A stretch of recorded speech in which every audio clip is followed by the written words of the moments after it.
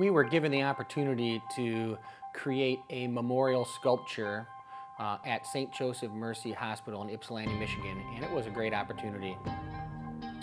We decided and designed the memorial to be made out of forged steel and glass.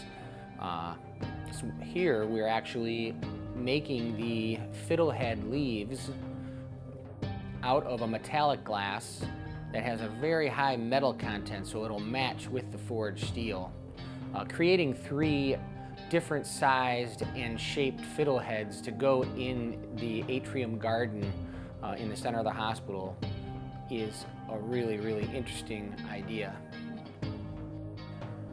The way that we're doing the glass here now is that we've got two different parts. We've got the stem of the fern leaf, and then we are adding a green part of the leaf onto the metallic part of the leaf.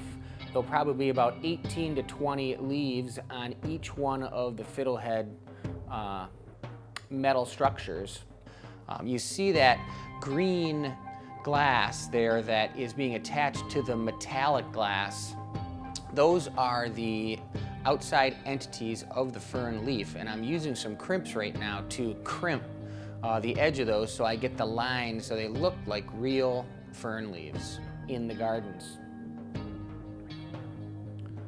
A lot of the tools we're using right now are the same tools that were used 2,500 years ago by glass blowers, and it's pretty cool to be able to use these tools to finesse the glass and change the shape to get it to look organic and real. Reheating the fiddlehead leaves is a pretty important process to make sure we heat just the right amount of the leaf so that when we pull it out, they're matching, because when I fabricated the fiddlehead itself, I fabricated it so that there was matching leaves going up each side, probably between 14 and 18 leaves on each one, and there's matching ones. So it's really important to make sure that when we were doing it, we made them to match. So you had that symmetry.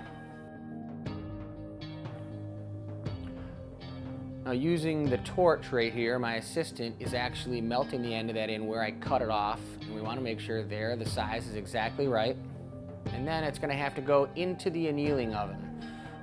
Every one of these pieces of glass is annealed for probably about 14 to 16 hours overnight to make sure that there's no stress in the glass, because we know tomorrow when that comes out of the annealing oven, we're going to be able to take it into the grinding room and use the diamond grinders on them to grind it to fit into the bezels of the steel armature that I fabricated.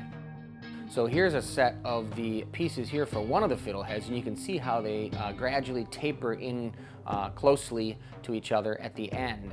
I wanted to make sure that they were done really well so that they fit perfectly. I actually had to hand forge all three of these pieces, and these things weren't small. They were pretty darn big.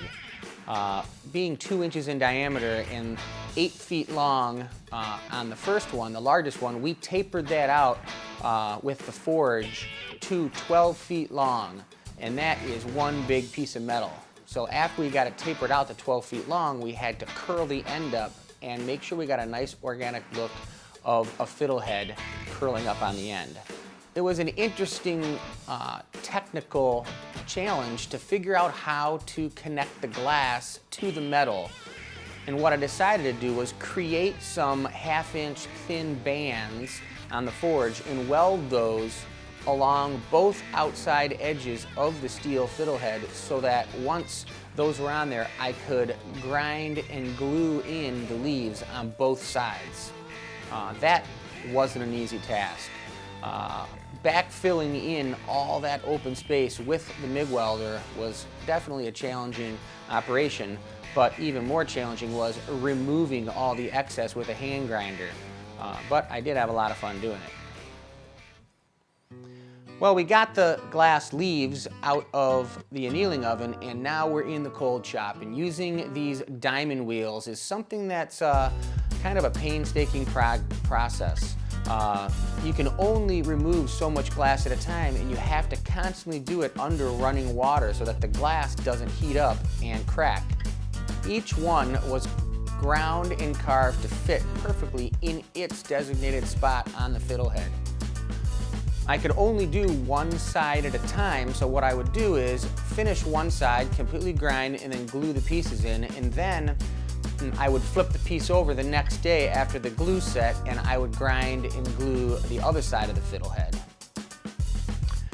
Now, in the areas in between each one of the leaves, I decided to use an interesting material. It's raw colored glass. That glass is actually a really nice, almost hoppy looking green, and that green is made by adding iron to the glass and taking that glass and backfilling in between all the leaves really gave a nice texture and organic look that looked just like a real fiddlehead.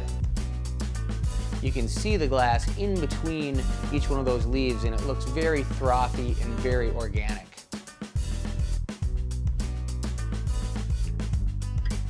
After the pieces were finished in the studio, then we had to figure out how to transport them to the hospital, and that was no easy task.